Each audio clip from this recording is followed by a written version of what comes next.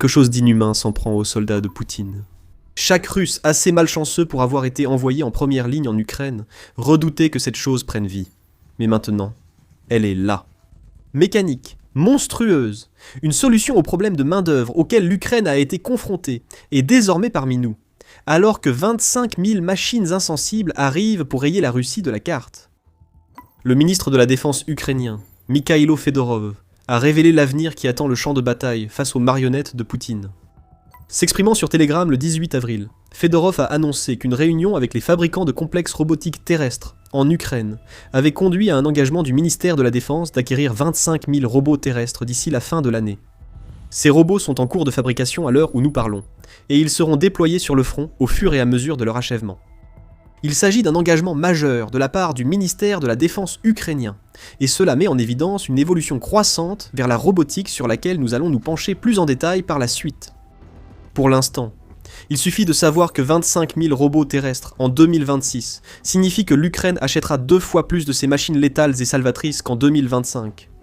Ce que cela nous montre, c'est qu'une année 2025 où l'Ukraine expérimentait avec des robots terrestres s'est transformée en une année 2026 où l'Ukraine mise tout sur cette technologie. Il ne s'agit plus seulement d'utiliser des machines pour aider. L'Ukraine construit ses robots à grande échelle, et le fait avec l'intention claire de remplacer autant de ses soldats en première ligne que possible par des robots insensibles, capables d'aider l'Ukraine à transformer le hachoir à viande qu'elle a déjà créé en abattoir pour les soldats russes. Fedorov a un objectif pour tout cela. Comme il l'a déclaré dans sa publication, le ministre de la Défense ukrainien souhaite que 100% de la logistique de première ligne soit assurée par des systèmes robotiques. C'est une mauvaise nouvelle pour la Russie. L'une des stratégies majeures de Poutine a toujours été d'attaquer la logistique ukrainienne partout. Ce type d'attaque empêche que fournitures et équipements arrivent là où ils sont nécessaires, sur le front. Mais jusqu'à présent, le bénéfice secondaire a toujours été que stopper les fournitures signifiait aussi stopper les soldats ukrainiens. Les fournitures doivent être transportées par quelqu'un.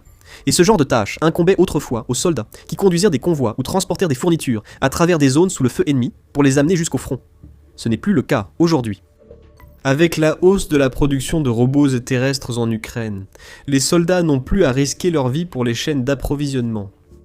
Les robots accompliront ces tâches, permettant de réserver davantage d'infanterie ukrainienne pour une défense forçant Poutine à perdre près de 1000 soldats par jour.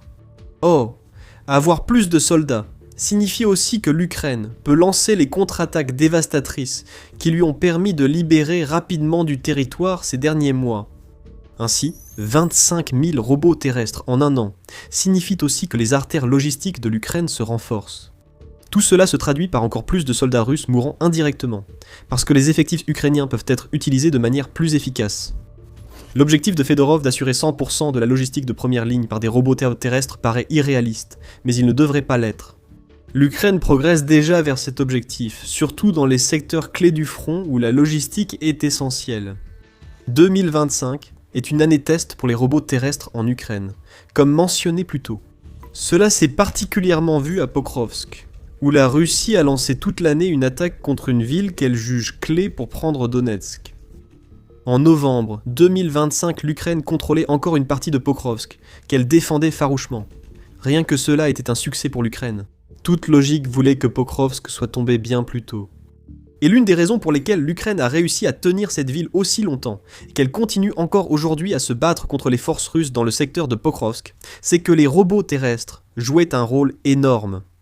Selon la BBC, les mêmes robots que Fyodorov a annoncé que l'Ukraine produirait 25 000 exemplaires en 2026 étaient responsables d'environ 90% de toute la logistique de première ligne à Pokrovsk en novembre de l'année dernière. Avançons jusqu'en 2026, et l'Ukraine mène plus d'opérations avec ses robots terrestres que jamais auparavant. Au premier trimestre de l'année, l'Ukraine a mené 21 500 missions à l'aide de ses robots terrestres, dont 9 000 rien qu'au mois de mars. On constate une augmentation constante du nombre d'opérations impliquant ces machines, ce qui nous montre que l'Ukraine ne se contente pas de monter en puissance dans le développement et le déploiement de ses robots. La Russie a également du mal à y faire face. Les chiffres montrent que l'Ukraine effectue de nombreuses missions avec tous ses robots. Si l'objectif de 25 000 pour 2026 représente le double du nombre de robots terrestres construits en 2025, cela signifie que l'Ukraine disposait d'environ 12 500 de ces machines au début de cette année. 21 500 missions et plus ont déjà été menées.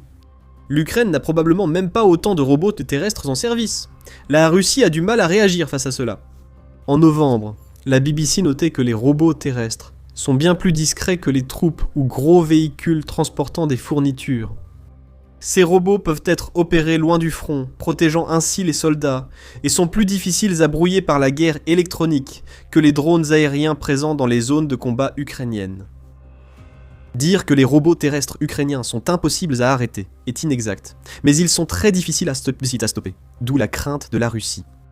Que peuvent faire les soldats de Poutine face à un nouveau type d'ennemi, insensible, implacable, capable d'entrer dans les zones de conflit les plus intenses, sans se soucier de sa sécurité? Espérer qu'ils repèrent et neutralisent le robot terrestre paraît être la seule solution, et comme vous le verrez plus tard, ces robots accomplissent bien plus que des missions logistiques pour l'Ukraine. Mais revenons un instant au chiffre principal. 25 000 robots terrestres doivent être construits en 2026. Comment est-ce même possible? L'agence d'approvisionnement de la défense de l'Ukraine a déjà ses consignes et elle signe des contrats à tout va. Jusqu'à présent, cette agence a déjà signé 19 contrats avec des fabricants de robots terrestres, pour une valeur totale d'environ 250 millions de dollars. C'est une somme considérable pour l'Ukraine. Cela se fait via des contrats garantissant la pérennité des entreprises au cœur de sa stratégie terrestre. United 24. Média rapporte que Fedorov affirme que les contrats d'approvisionnement évoluent pour accorder plus de temps aux fabricants.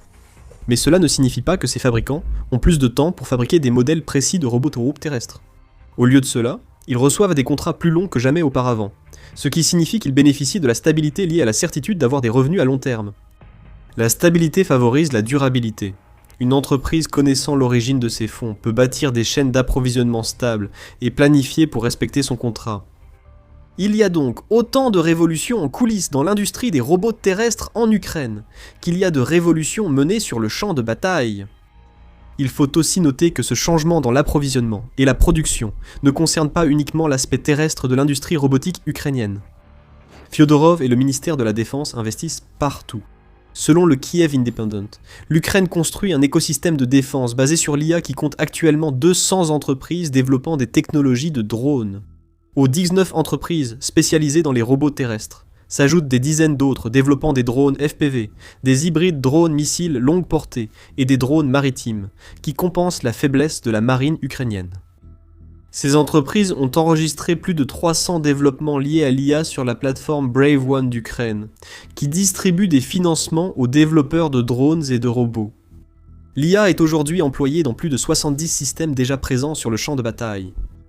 Tout cela montre que l'Ukraine ne se concentre pas seulement sur la quantité.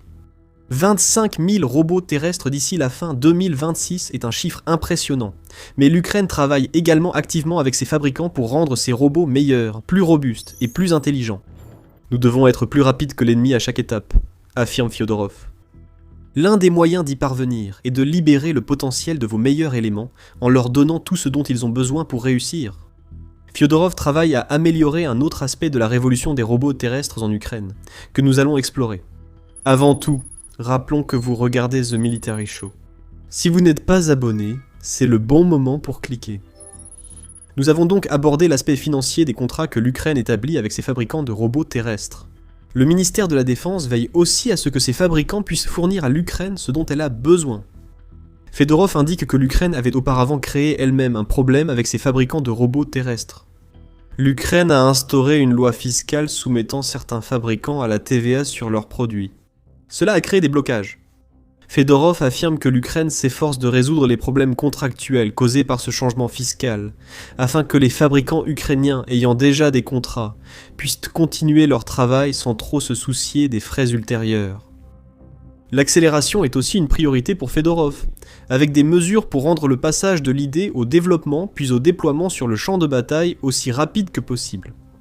Le ministre de la Défense ukrainien annonce que le financement des robots terrestres est synchronisé, permettant à l'Ukraine d'accroître rapidement le volume de ses achats.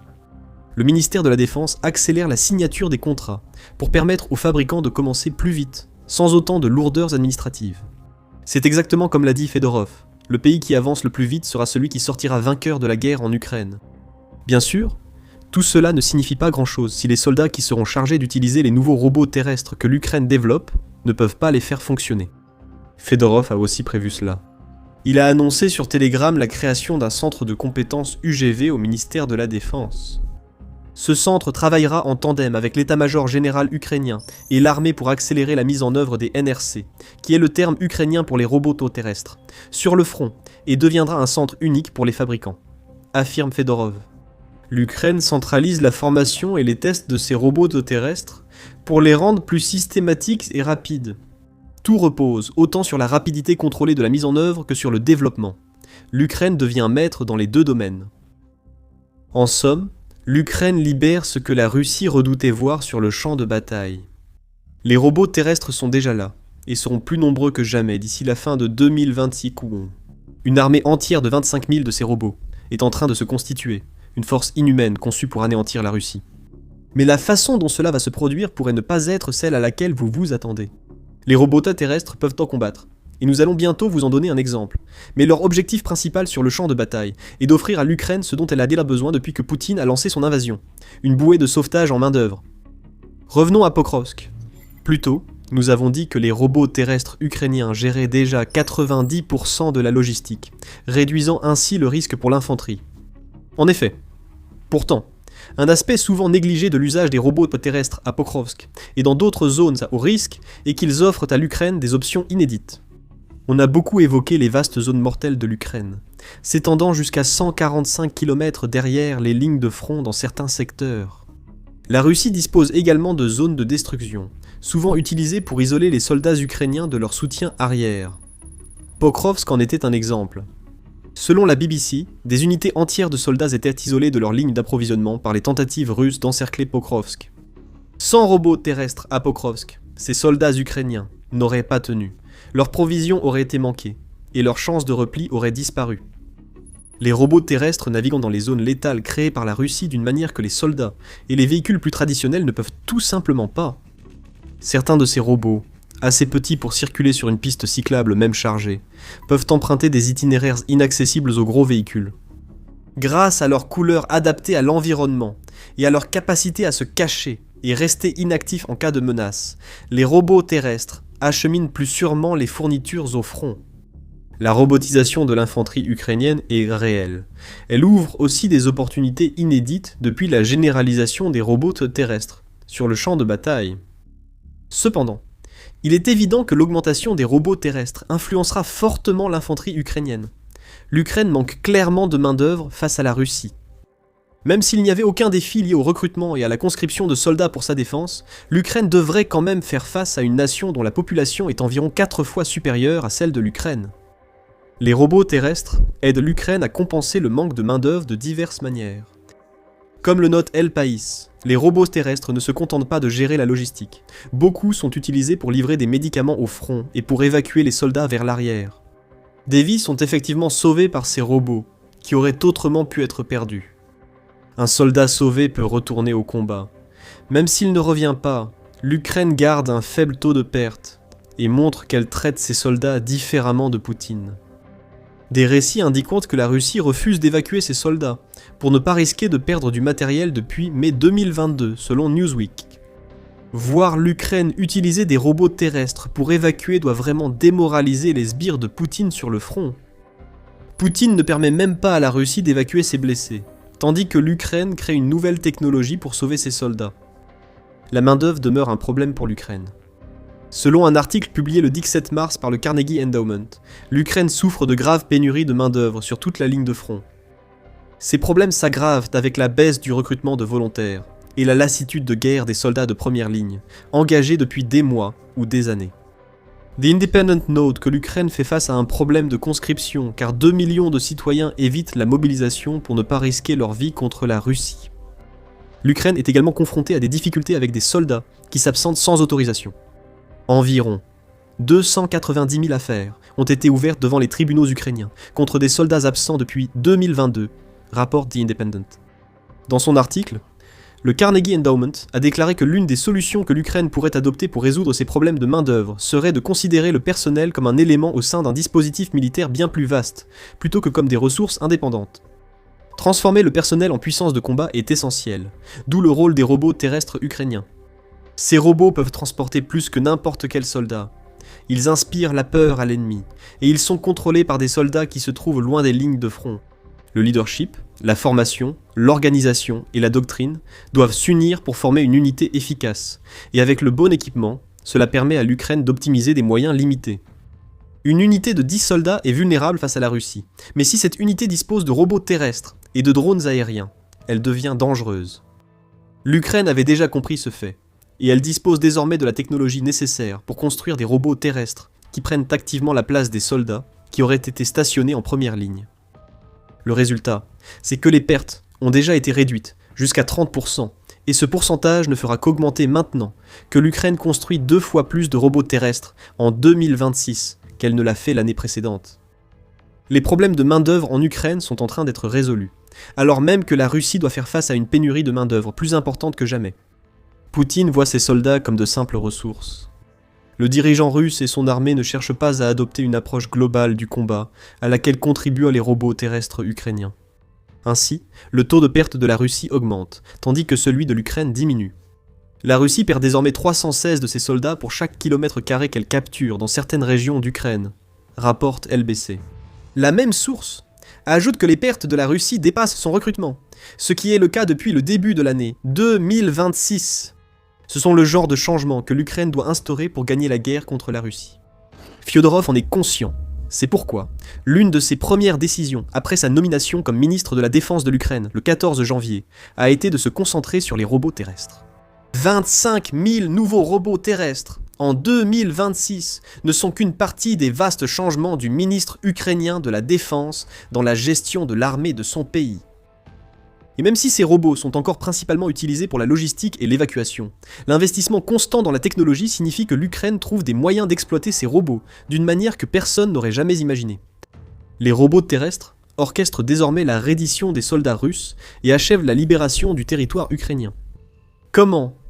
Regardez notre vidéo pour découvrir comment l'Ukraine a réalisé une première mondiale avec des robots terrestres et ses implications révolutionnaires. Et si vous avez apprécié cette vidéo, n'oubliez pas de vous abonner à The Military Show pour ne rien manquer de ce que nous vous réservons. Et merci, comme toujours, de nous avoir regardés.